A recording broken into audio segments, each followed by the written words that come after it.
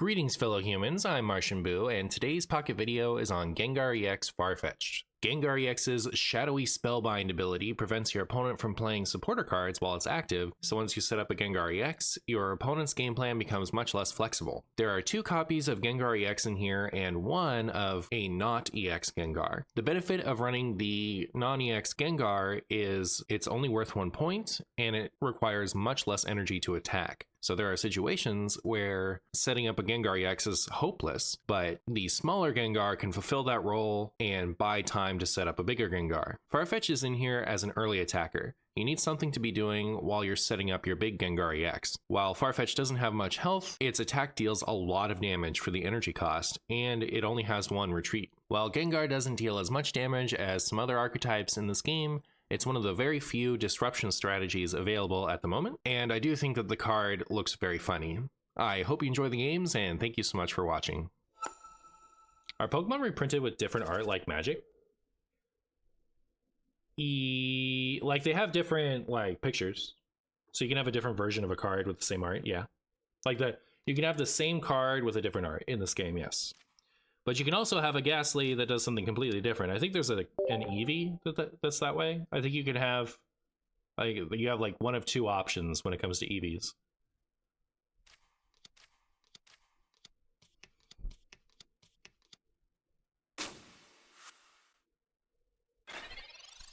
You straight up cannot read the Gengar's effect during gameplay.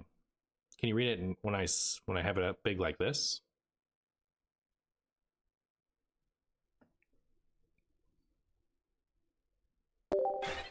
So ideally, I would set up my thing here so that you guys could see some of the cards, like a deck list or something. But I tried that when I was streaming Snap, and it's just very tedious to set up every time. So, anyways, no, it's not perfect. Ideally, we just get a PC version of this, and we wouldn't have to have the like loss of pixelization from doing the AirPlay. Because like on my iPad, it's really crisp. Let's see, can I read this in my stream? Make this bigger. Just curious.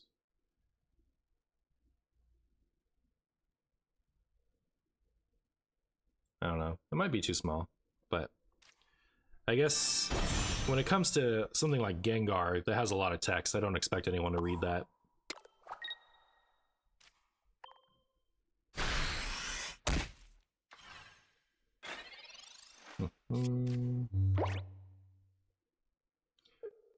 Okay, so my opponent has the circle. That must mean that it just randomly chooses. That's like Battlegrounds in Hearthstone, right?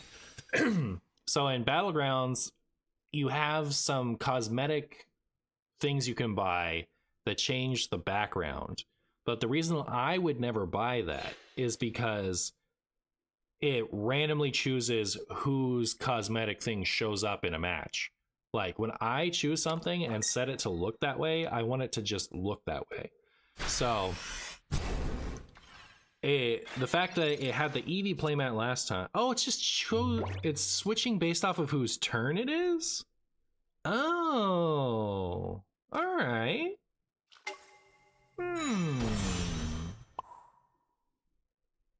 How do I feel about that? That's pretty cool. All right, I can dig it. I can dig it.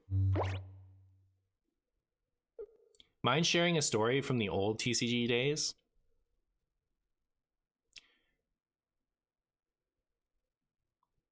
The very first deck I ever built was like, okay, so how old was I? I was like 10 or 9, I forget.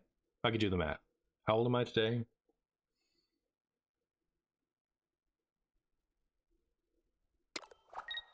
I think it was like, I was 10 or 9, something like that. Anyways, so the first deck I ever built, I called it Flight Time.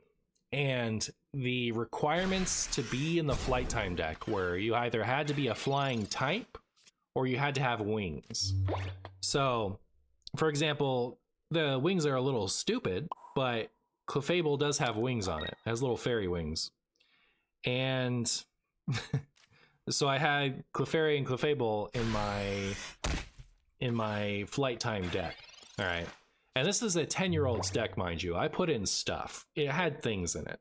I don't remember exactly what those things were, but I had like, you know, Dodrio, Farfetch'd, Articuno, and you know, like all the other winged flying types I could find. It was the first version of it was a water deck. So I don't think I had multiple types in it. I think it was colorless and water Pokemon, but it's been a long time, I don't remember. The thing that I remember the most about it though is I cared about very strictly adhering to my requirements for that deck. So I would not put in something that didn't have wings or was the flying type. So in order to get to 60 cards, I included a Gyarados in my deck. But Magikarp does not have wings, and Magikarp is not the flying type. So Magikarp didn't get to go in the deck. So yeah, my very first deck ever had a Gyarados in it that could not be played because I wouldn't include the Magikarp in it to evolve into the Gyarados. There's my story from the old days.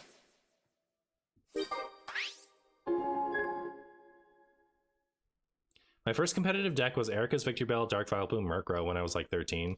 You know what's funny, SMF? That was my first competitive deck. I didn't have the Victory Bell, but it was Murkrow, Vileplume, and just babies. That was the first like, you know, meta deck that I learned. That's funny. The samesies. It was also like the last one I would play for a while. I did like little kid homebrews up until I played that, and then I did little kid homebrews up until I played Kabutops Steelix. Wasn't that far in the future, but it was funny. Gyarados that you can't play is so funny.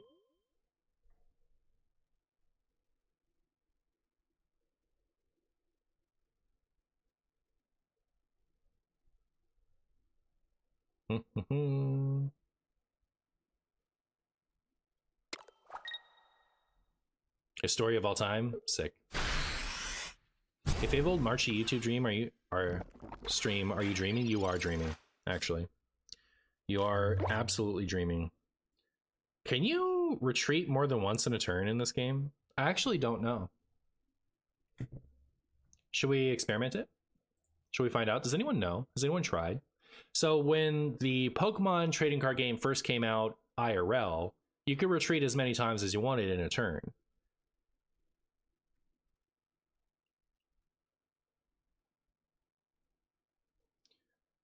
But then they changed that.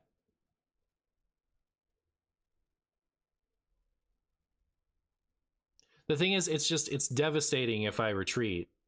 And is it that devastating? I almost assuredly can't retreat. I'm not going to do it. Because, like, what are they going to kill me with? Nothing? That thing can deal 60 damage to me. I'm going to take 20. I'm not going to die. Experiment in a game you're going to lose, not win. Okay. You can only retreat once per turn. Okay, I figured.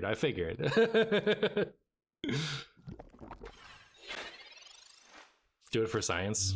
Yeah, I was kind of like what SMF there was saying.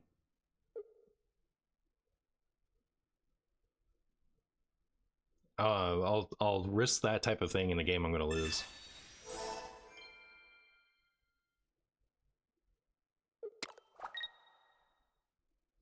Gengar is the Loatheb of Pocket? Kind of.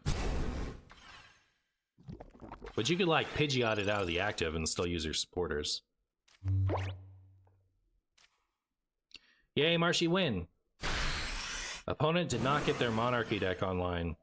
In the IRL TCG, whenever you have a Nidoking and Nidoqueen deck, which has only happened like a couple times, but that's called...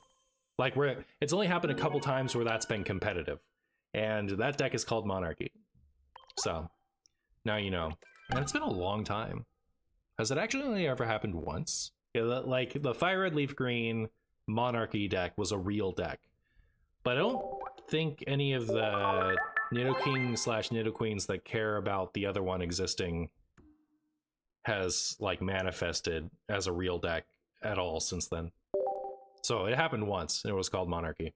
Do you think they just don't want to implement it? It's too powerful, or that they don't want to watch your opponent? I think they want this gameplay to be simple, right? So having the cards dictate that for you takes a lot of the time away from the action.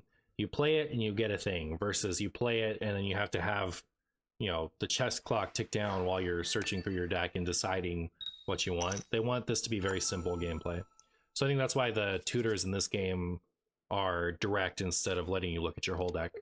And I mean, you never know what Pokemon will do, but I think that searching your deck for something is probably not going to happen a lot or at all. I feel like an issue is the EXs. In a mode without them, stage 1 and stage 2 can shine more, making evolution more impactful. I agree. I think the EX Pokemon are much too powerful compared to the non-EX Pokemon, which is the same of, I mean, that's just been the case since Black and White. The only time they've ever balanced EXs and non-EXs well, in my opinion, is in the Ruby Sapphire era.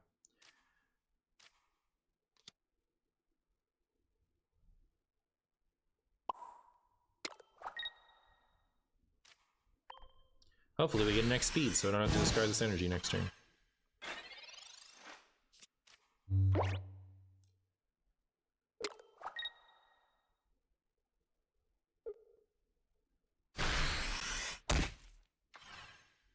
Doesn't Koga just specifically draw Weezing? No, it lets you take a Weezing from your active position and put it into your hand.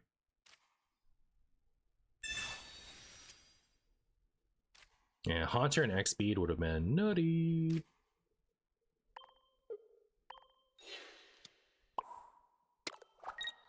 Alright, I think I might go for Baby Gengar this time.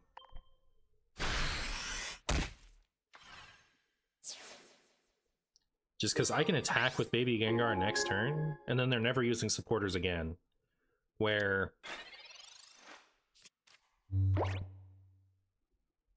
this will take a little bit more patience. And then I can, if I draw another Ghastly, I can start working on that in the meantime. Put one random grass Pokemon from your deck into your hand. Oh, I see why people would run that. Help you find your evolutions. Hey, Ghastly. Good to see you. Wait, this Gengar is going to end it. Look at this thing. You love to see Baby Gengar work out.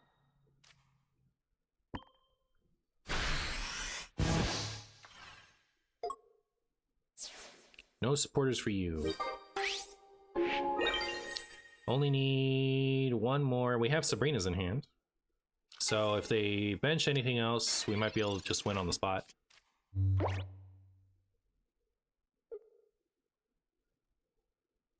Red card would have ruined him. Theoretically, yeah. Oh, hey. I'm a Sabrina you. I'm about to get Sabrina. Hope you're prepared. That Ivysaur stands no chance against my Sabrina. Good job, Baby Gengar. Way to win the video game.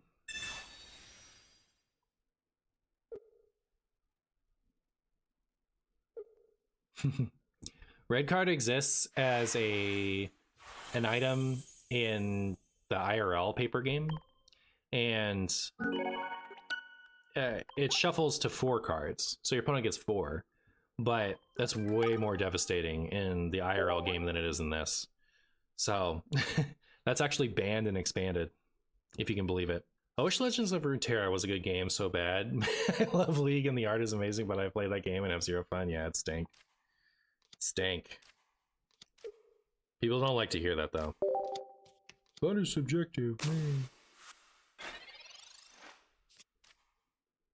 I had this video on my Hearthstone channel where I talked at length about the context for which I say a game isn't fun.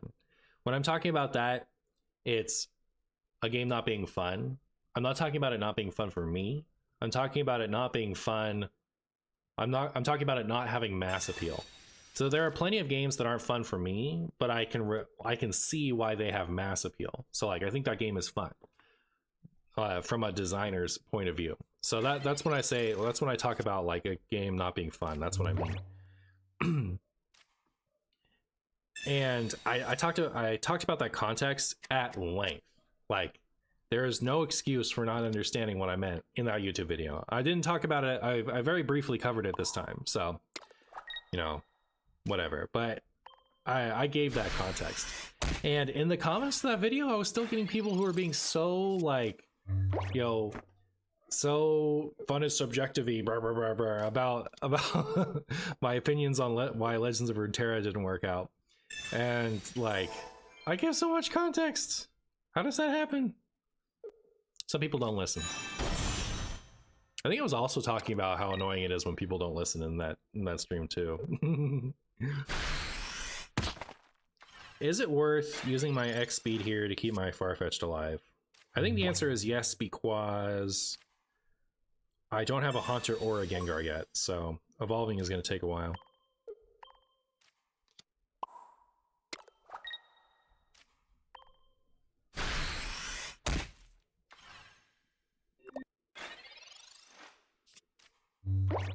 How do we take the worst parts about Magic and the worst parts about Hearthstone and jam them together? Right? Like, I don't think Legends of Runeterra did Hearthstone as well as Hearthstone, or did Magic as well as Magic. I think there was just, first of all, you should always try to compete with Hearthstone and never try to compete with Magic in the digital space.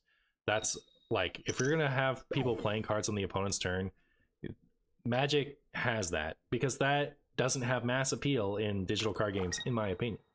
So, because like having to wait for a rope every time your opponent plays an action, and having to wait for your opponent to, right, okay, every time you do something, like imagine having to the rope come down every time you play a card instead of just when you go to pass your turn, right? So playing on your opponent's turn, that's how that works. And I don't think that makes for a fun average experience, right? It's a very fun niche experience. I've had a ton of fun playing Magic the Gathering Arena, but I don't think it has a lot of broad experience potential. So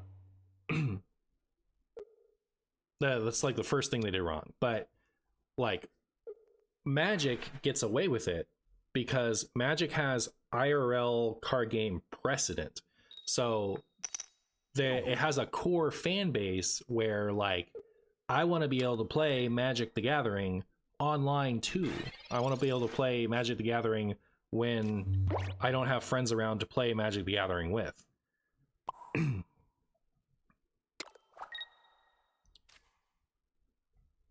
guess we want to get a head start on that. Yeah, so they're trying to retreat the Hypno so that they can get me with the Hitmonchan. So not only are you working with a mechanic that is like, you know, driving uphill, you know, but there's already a big leader in that space. So you have to do that. You have to do playing cards on your opponent's turn, you know, better than Magic does, and better by enough to take people away from Magic, if that makes sense. Anyways, so I think you should always try to like compete with Hearthstone. Don't try to compete with Magic. There's a lot of precedent. There's a lot of like core fan base that's never going to leave Magic. So like, I think they've just got it locked down over there. The playing on your opponent's turn business is locked over with Magic.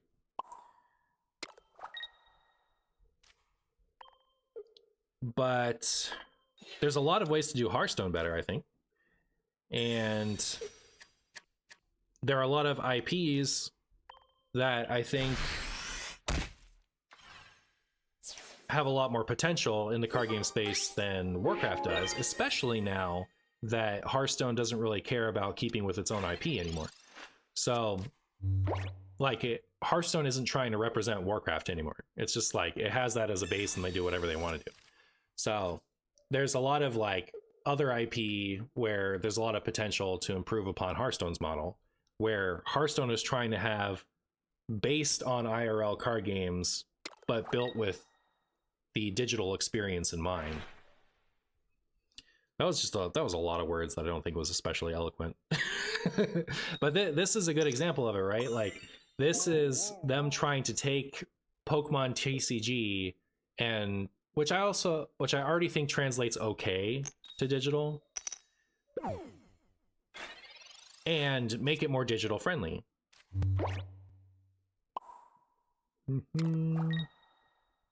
And they're especially trying to make it more mobile friendly. So, I don't know. I think this game could be a success. This game is definitely trying to compete with Hearthstone and Snap more than it's trying to compete with Magic. Laura, I agree, is beautiful, but super boring. Only time I ever had fun was Elise Aggro.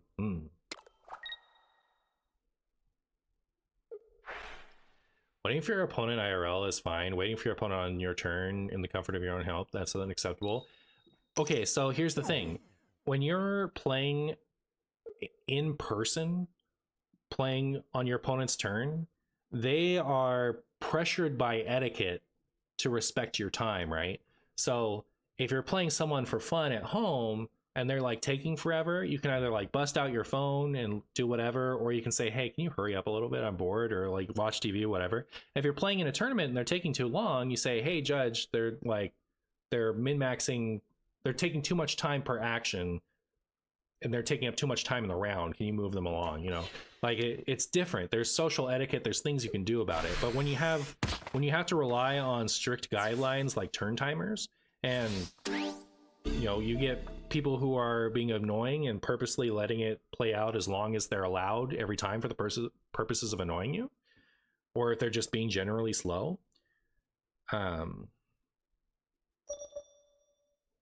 There's not as much as you can do about it. There's not as much that you can do about it. So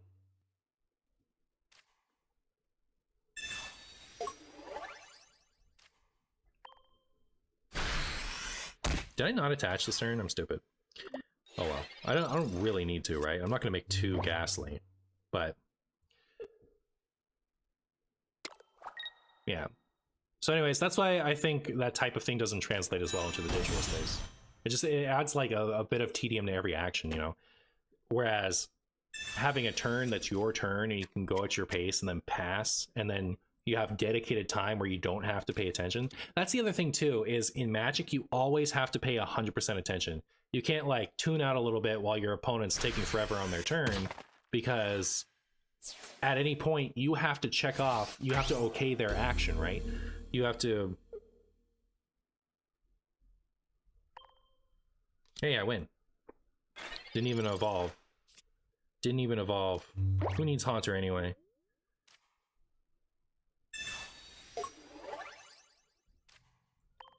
Your opponent will do something, and then you have to say, okay, I'm not going to do anything about that every time. So if you check out a little bit, you're suddenly roping your opponent more than you want to. So if the other games where you don't play on your opponent's turn, you have the freedom to enjoy your own turn the whole time without your opponent being obnoxious during it, and then you can pass your turn and check out while they do their thing, which, you know, if you're trying to be competitive isn't optimal, right? But when we're talking about fun, we're talking about mass appeal.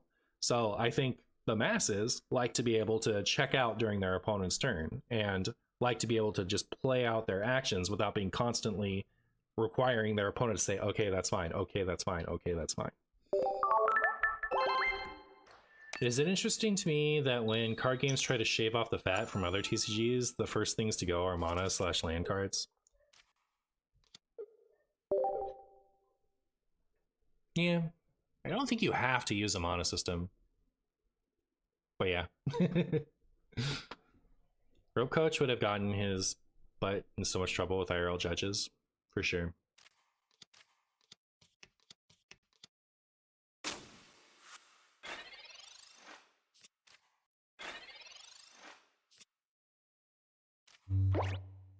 All right, well, here's a Ghastly.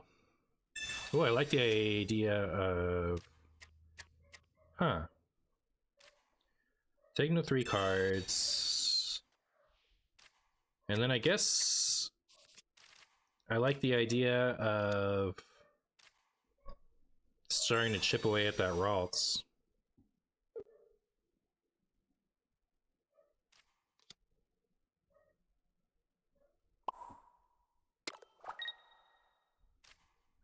Does Pokemon need its mana cards?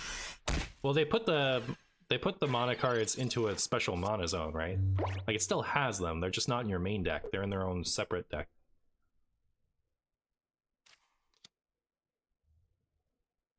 Is there like traditional aggro or combo control decks in this game? Not so far. Like, I mean, like, it's never really translated that well in Pokemon, just because everything's kind of, most things go at kind of the same pace. There are some things that are slower setup decks, and then there are some things that are really fast. But like, the slower setup decks aren't always necessarily control. You know, they're oftentimes like, I don't know. There are definitely control decks in Pokemon and there are slightly faster than other decks. But especially nowadays, most things are kind of at the same pace. Like, there used to be,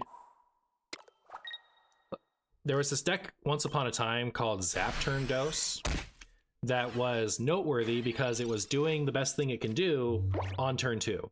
So Zap Turn Dose. That was the Zap Turn Dose was the name of the deck. And it was just about getting a Zapdos out really fast. And so that was an aggro deck. And then there's like Haymaker, which didn't require you to get any evolutions, but it was still like, they're all just dealing damage.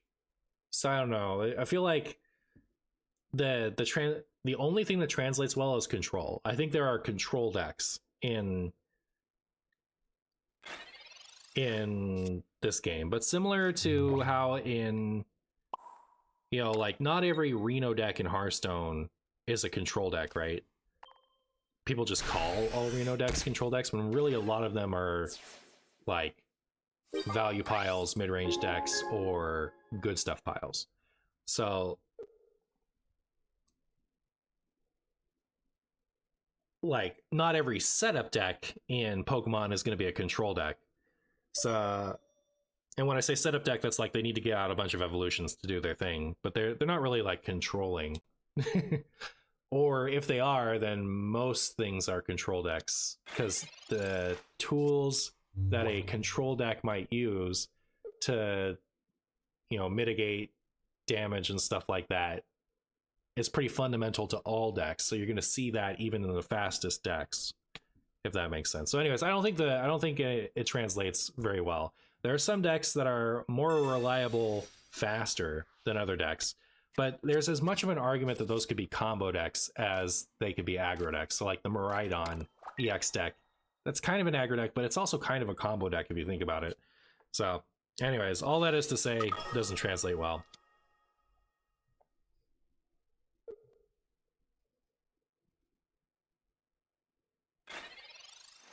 Me waiting for all the mill cards in Pocket.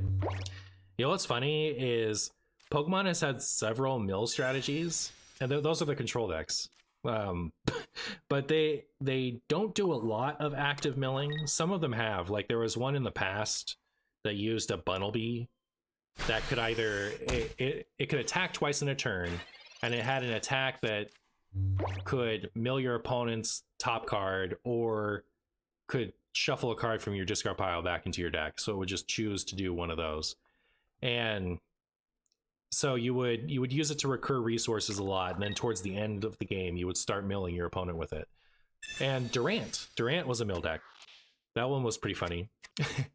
So that one wasn't a control deck. That one was a full-on mill deck. I think that's the most milly a deck has ever been. And we have the Great Tusk deck right now that isn't as good as the Durant deck was, but is the same thing. So we've had mill decks. Pokémon Poke, no way. True. Marshy, since you're starting a Pokemon channel, do you think you'll be playing more normal TCG? Like on stream or just generally? Because I play regular TCG via Pokemon TCG Live basically every day already. Oh, hey, a Gengar.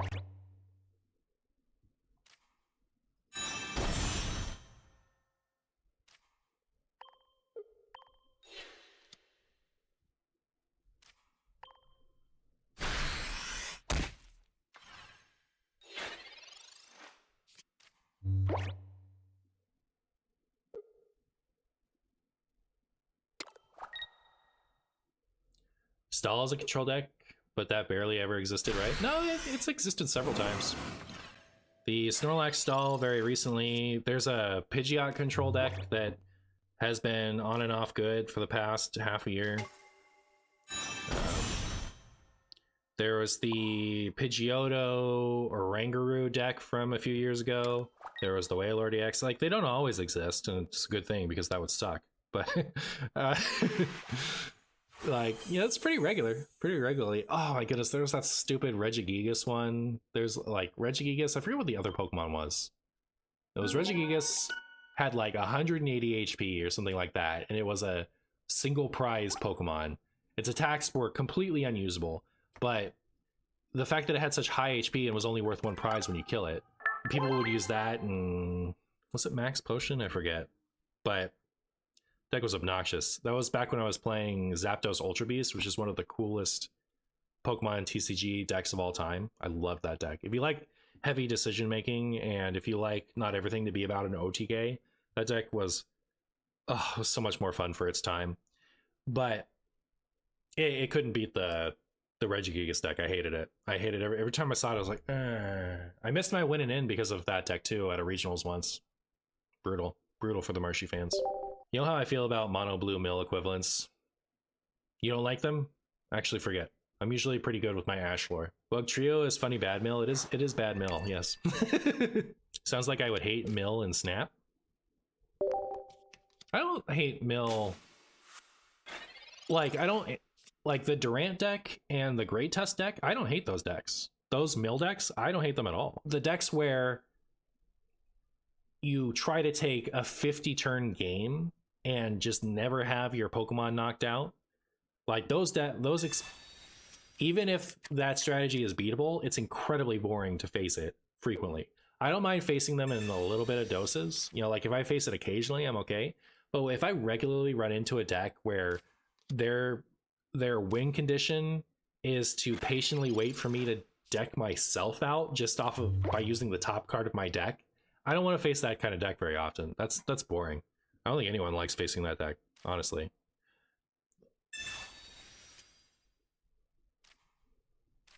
So there was by the time I stopped playing Snap, there was a Baron Zemo mill deck, and I loved playing that one.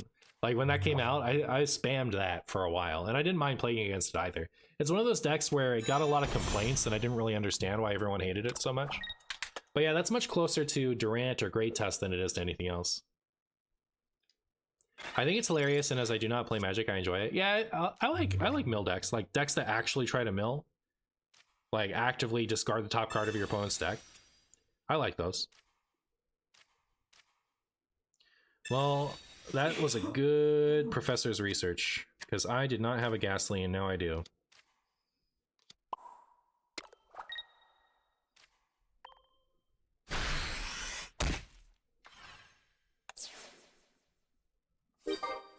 I have a great story for Martian. I made it through the grinder when I was 15 at Worlds, and the grinder ended at 2:30 a.m. due to the Shedinja mirrors, with having to be back at 7 a.m. And then they had to play 9 more rounds the next day. I remember like none of those games. Did you get all the way through the grinder? I think I was there. Like I was there, everything's blending together, but I was definitely at whatever tournament got the rule changed for fossil cards, which I believe was based off of that stupid Shedinja deck. So like the Shedinja mirrors, you're talking about the Deoxys Shedinja, right? You went A1 in the grinder and then lost winning in the next day? Oh, I'm sorry.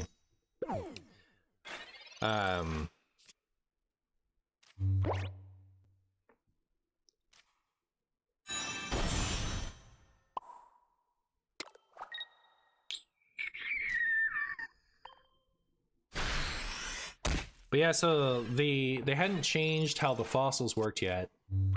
Or had they? I don't remember. That wasn't relevant to that deck. They changed that because of Perfect Fossil. They changed something. What did they change because of that Shedinja deck? I played Lugia Blastoise Steelix for the first time and won a mirror versus a Japanese player in prize. Both my Blastoise, unlucky. That must have been the year that there was one year that I played Lugia Blastoise Steelix in the grinder, and I think it was the last year they did the grinder. The grinder was the last chance qualifier for Worlds, so they had a tournament right before Worlds at Worlds, and then like top 8 got to play in Worlds the next day. That's the grinder. There was one year I played in the grinder and I needed to win like the last game I played on day 1, and I lost. Couldn't make it, but I had been undefeated until the very end. I lost like the last couple of rounds, whatever I needed to win. So it was like I was like, oh, I'm gonna make it, and then I didn't make it. So it was sad. So is that person protected? I need to switch them out. I don't have any Sabrina, so that's sad. But at least my opponent doesn't get to play any supporters.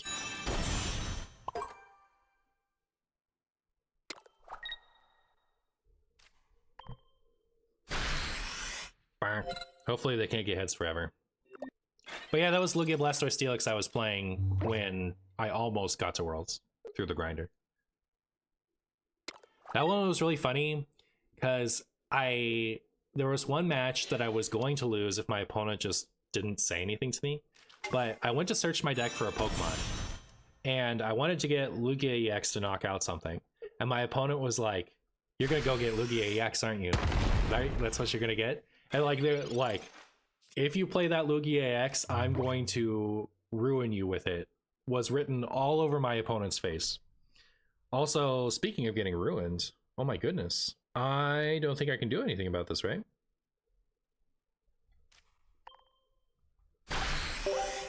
And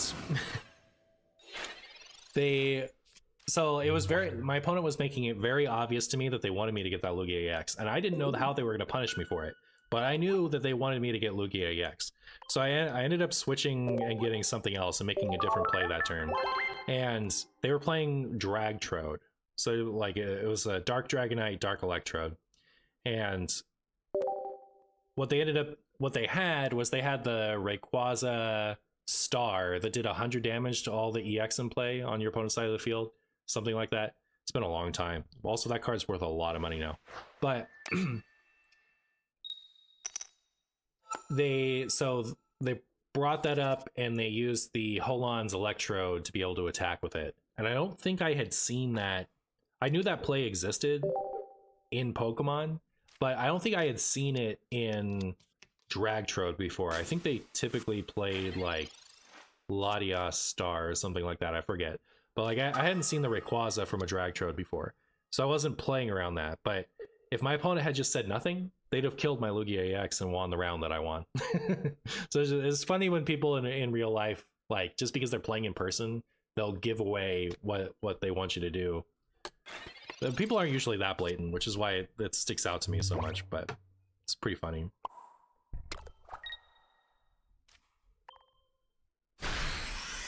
I played LBS for the first time and won a mirror versus okay. Deoxys Ninja was the worst. It was pretty brutal, right? Like they would just run that and they run a bunch of fossils.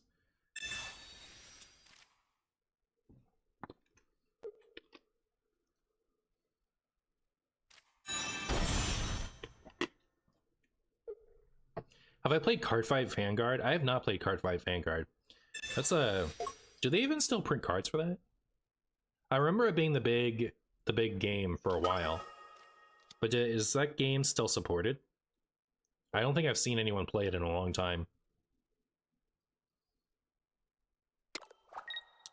When I was a seniors player, I won my state, so I had the buys for Nats and played versus another senior player at Nats. He asked what I was playing and I wouldn't tell him, so he picked up my deck and looked.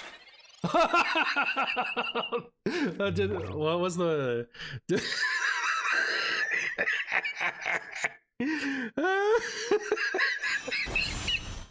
Oh, it's so blatant. Hilarious. What was the punishment for that?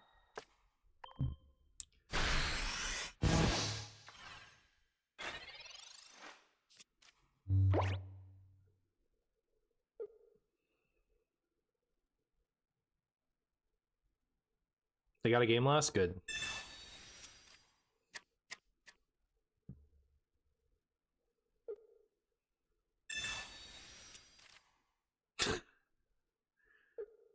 Silly.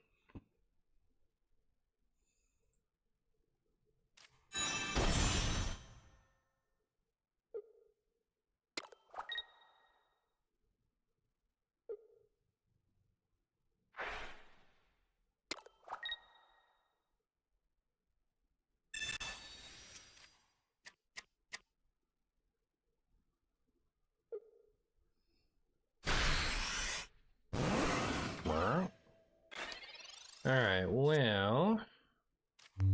my opponent is going to knock out my Gengar EX if I play it this turn. But if I don't... I never get to knock out their thing. So... a little awkward. I think this is probably going to be an L. This is why when I judge the regionals, I try to only deal with masters, too many kids doing the dumbest things. My dad has a ton of stories about kids doing unfortunate things.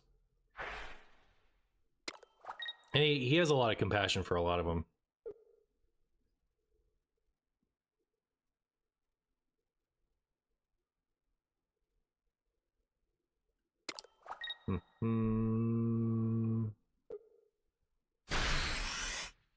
Goodbye, Gengar.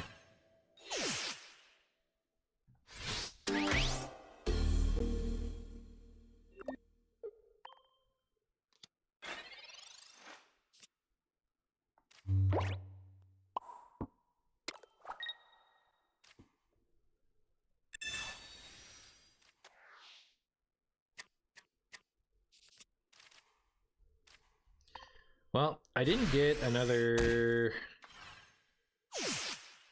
did not get another Ghastly, which means I don't think I can win this.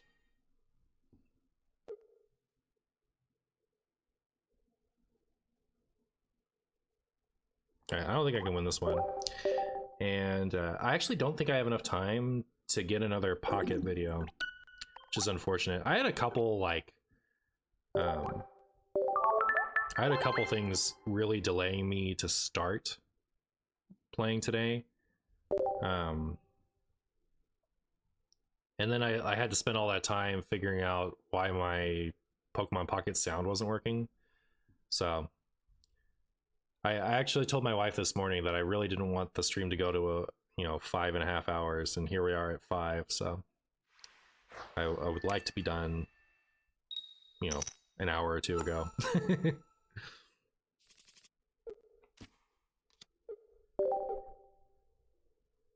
It's okay. So I have a Mewtwo deck that, like, that video is already made. So that one I'm going to put out today. And then I'll have this in the bank for maybe tomorrow, maybe the next day. I don't know. But I'm not really trying to go daily on the Pocket channel immediately right away, So it's okay if that one doesn't quite catch up to the pace of the other one. I was trying to get, I want to get a bunch of videos out before the game releases, so there's a lot of precedent for the channel to be a Pocket channel. But so it's close to daily that doesn't affect real life things. Anyways.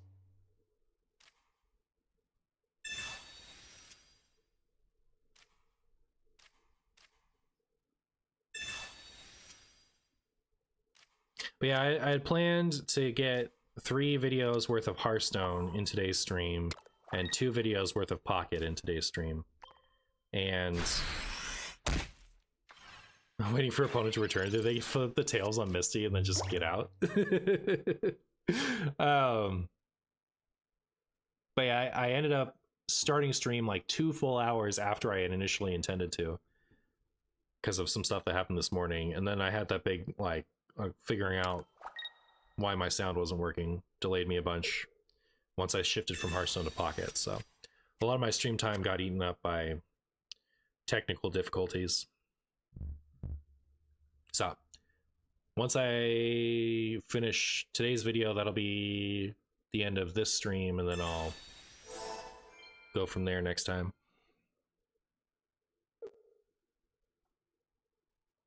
Have you thought about changing your live channel to your new Pocket YouTube channel when it's Pokemon time? I did not until like 5 to 10 minutes before I went live this morning. I didn't think about doing a switcheroo at all until it was pointed out to me this morning that I could. And I had delayed so much until then that I didn't want to delay more to set that up. But also, I haven't done the thing yet that you have to do on YouTube to stream. So you need to go to use live on YouTube, and then you have to wait a whole 24 hours, and then you can stream. So you have to basically like request streaming ability. So anyways, once I've done that, 24 hours has passed, and I've set up that thing to set up that channel to be streamable. I think it'll be pretty easy to switch between them, but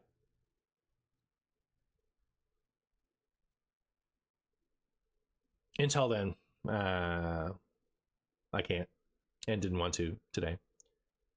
So much work to go live on YouTube. It is kind of, but I mean, once you do it, it's not work anymore. So, yeah.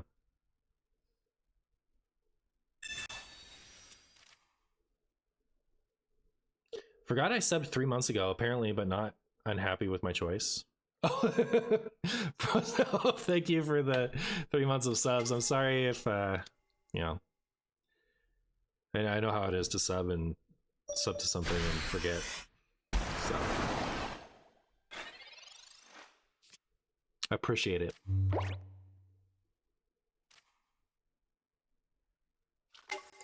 Well, this Farfetch'd is guns to die. Maybe I'll Sabrina. Once I Sabrina here, the Gengar one-shots the Articuno, both Articuno, right? And it might be tough for them, unless they have another Misty, it's going to be tough for them to switch right back out, so I might even be able to get away with... Did I skip an attachment? Oh, no. I was too excited to talk about my Sabrina play. That's actually really bad news. So what do they need? They need like... Okay, that's good. Some heads on that would really salvage this for them. I can't believe how stupid that was. If all I had to do was attach and I just guarantee won this game. Hands down. Now if they have an X speed... It's still not that bad, right? Like... They're not gonna get to...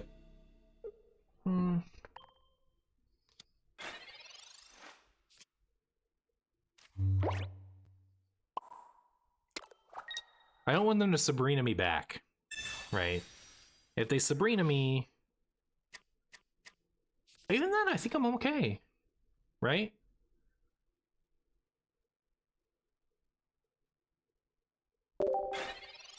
Because once the Gengar is active, they can't Giovanni.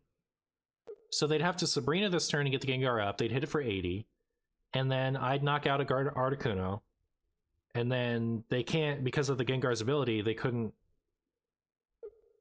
knock it out afterwards. So I think we're good. I think we are good. The only reason the only sub I've ever been fine with forgetting about, I usually cancel my sub to do anything the same day I start than them to buy a month. But I guess I was, and I'm happy to be sub. Well, I appreciate that, Frozen Hopes. That's very nice of you to say.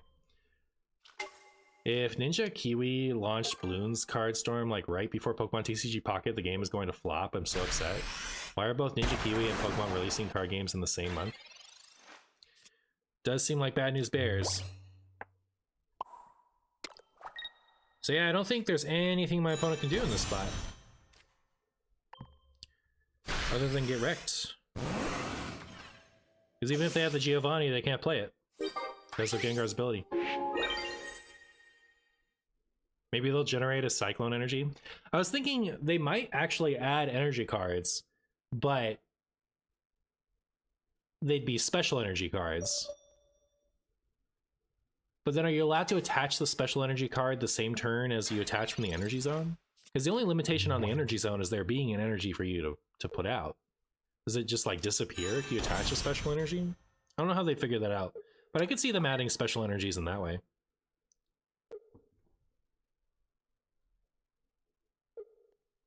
Yeah, that's what I thought, Articuno. Missed an attachment. Still won by 10 HP. But Gengar's ability is really good, even if it's a little hard to get out.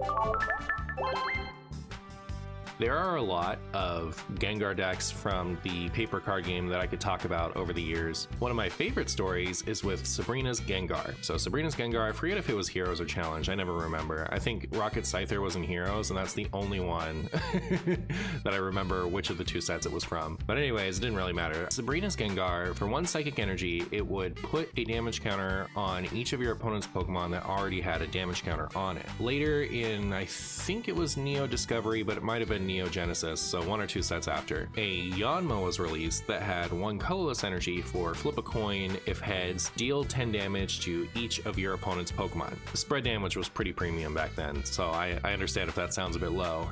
But anyways, my dad had an off-meta deck with that.